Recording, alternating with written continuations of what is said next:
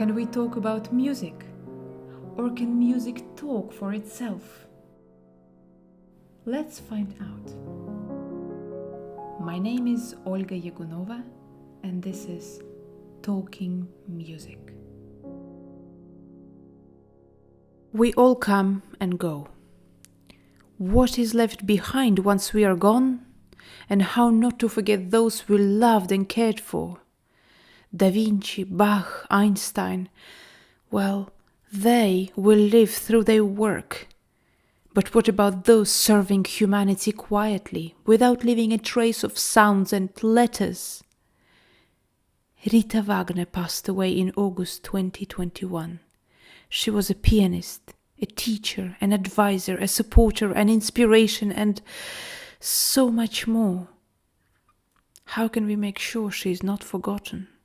Many of her students remember her luminous nature, her laughter, positivity, which frankly is very rare amongst music teachers. Often, just too often, teachers' authority is based on fear, humiliation, and suppression of a student. Just too many teachers gain their authority by diminishing students' will and neglecting basic human need of respect. And at the end of the day, does a dictatorship manner give results? I don't know. We don't know what stands behind top prizes of the competition, exclusive contracts with recording labels and international managements. What I know is that there is a lot of it in classical music. But wait, why am I saying this, and how is this related to Rita? Because she is a revolutionary teacher, probably totally unconscious of her power. She has inspired and taught so many young musicians while simply being kind and caring and respectful.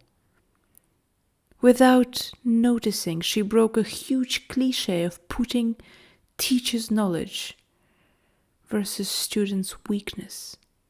She managed to raise a new generation of musicians who see music as a joyful game, a process of pure creativity and love. Love is what she represents. Love towards people, music, nature, and life.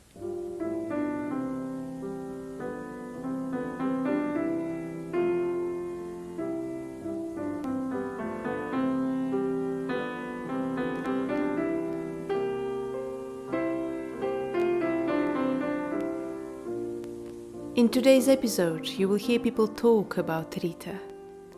There will be pianist Andras Schiff, cellist Stephen Isserles, couple of students, and at the end there will be a composition dedicated to Rita.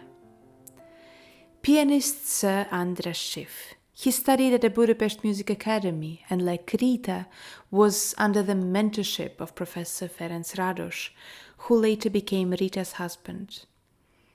Here is what Sir Andras Schiff says about Rita.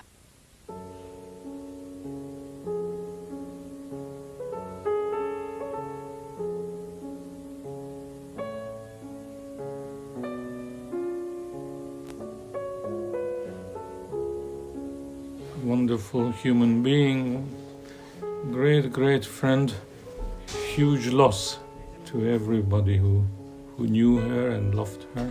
Some people are irreplaceable. She is one of those. But the memory of Rita will live on in her students, in her friends, and as a wonderful shining example. Always make the best of each situation, each time. I've known Rita very long, so we were students together in Budapest, and I was at her diploma concert.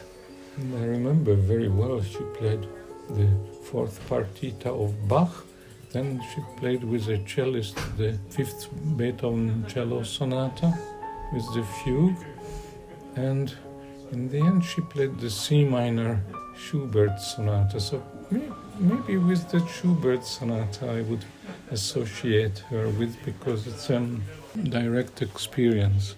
that I can recall very vividly.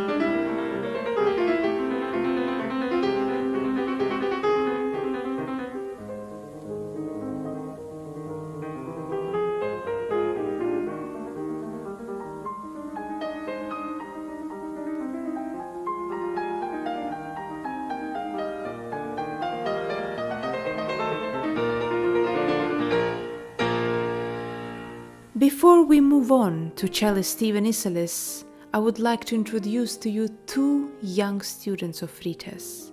It is cellist Rita Wagner and violinist Susanne Schäfer, who I know thanks to the International Musicians Seminar in Prussia, Cove. It is one of the most creatively intense and personally enriching music festivals. It takes place in Cornwall, England. Here is cellist Rita Wagner. She was not just a musician, she was such a spirit that I will always remember. What I would recall is the laugh and her presence. So whenever she would enter any room, let it be a concert hall or just any hall, any room, then she would light it up. It sounds like a cliche, but it's not true for so many. And, missing her, I know it even more. Even online, you could feel her presence if she would write a letter. So what I would remember is the way she would burst out of laughter, and not just for any reason, but of course for musical reasons. And I remember that the way she would show us a gesture or how she would really highly motivate us is just because she could live it to 100%, what she was talking about. And when she touched the piano as well, it was always like really hot, the way she expressed everything. So I find it so important when I see other musicians, students or whoever, and I see that they could exist on a lower energy level. I can imagine perhaps at home she did that, but whenever she had interaction to other people, it was to the maximum. That's something that I don't know if you can learn, probably not. I think she just had it, and the will of giving was the way she just existed. I've discovered Prussia Cove thanks to Professor Norma Fischer and have been studying and performing there many, many times. It is always a great privilege and a big honor. When we are in Prussia Cove, we not only play for 8 hours a day, we socialize, learn and share delicious meals. We also go for very long walks along the coast.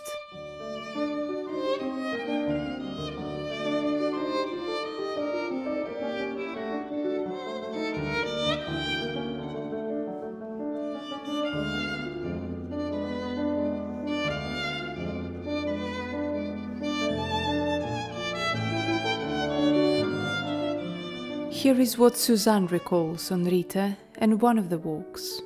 Rita was a big inspiration to me. She was always full of joy and energy, and she would make any challenge seem worth fighting for. There is one instance that really perfectly encapsulates her and the effect she had on me. I was walking down the coastal path at Prussia Cove during the IMS masterclasses, and it was a foggy and cold day, and one could barely see anything. And then in the distance I could see Rita with her wide eyes and a beaming smile.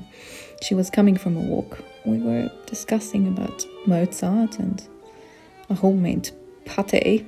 And really, these 5 minutes with her, she made me forget all the grayness around me. That's really her. That was her.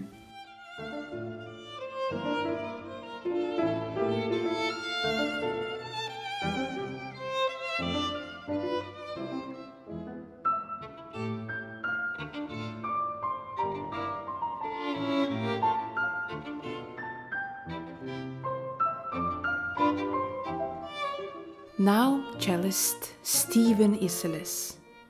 He is not only a wonderful musician, but also an artistic director of the International Musicians Seminar that I've mentioned before.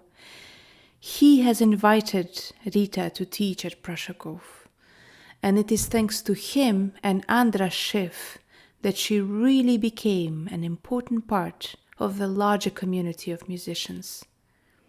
Here is Stephen Isserles playing Bach and talking about Rita.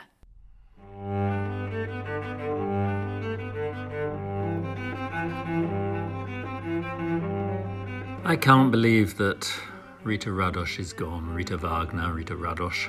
We loved her so much. She was just the most wonderful person, just full of life, full of love and laughter and fun, and an amazing musician with such great insight. And she and her husband, Ferenc Radosh, were such a glorious team together.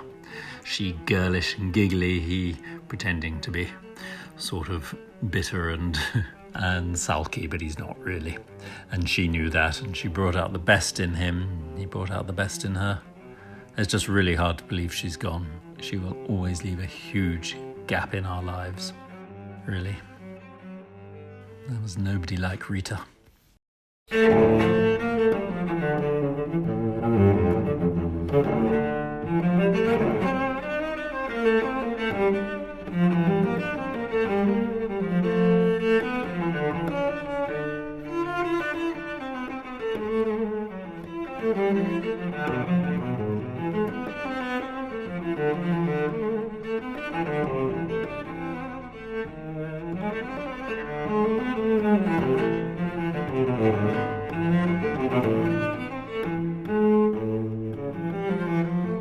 My last virtual guest today. It's a composer, a pianist, a thinker, a philosopher, a musician, a friend. Prach Bondeskolchuk, who also worked with Rita as a pianist. But here he's in the role of a composer. He has dedicated a composition to her. Let's hear him talk both with words and with his own music. Rita was such an important teacher for me, so I'll try my best to talk about her and give my personal account of it. But really it's related to this piece that you will kindly play later, because in the process of writing this piece was sort of some of my last conversations with Rita. I was writing these ligatures, I call them ligatures, for string trio that was going to be performed at the International Musicians Seminar in Prussia Cove in Cornwall in September this year. And this was a set of 4 short movements about connectedness. This is inspired by the old music notations where separate notes were written as connected gestures, and they are called ligatures.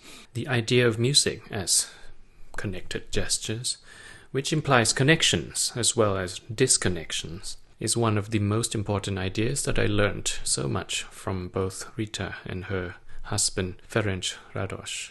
Back in April and May, I was reading a book of poetry, and there was a striking parallel between poetry and the idea of musical connectedness that I actually wrote to Rita about it, and I intended to send her the book so that we could talk more about it. I didn't know that she was in ill health at the time, and regrettably I never got round to sending her the book.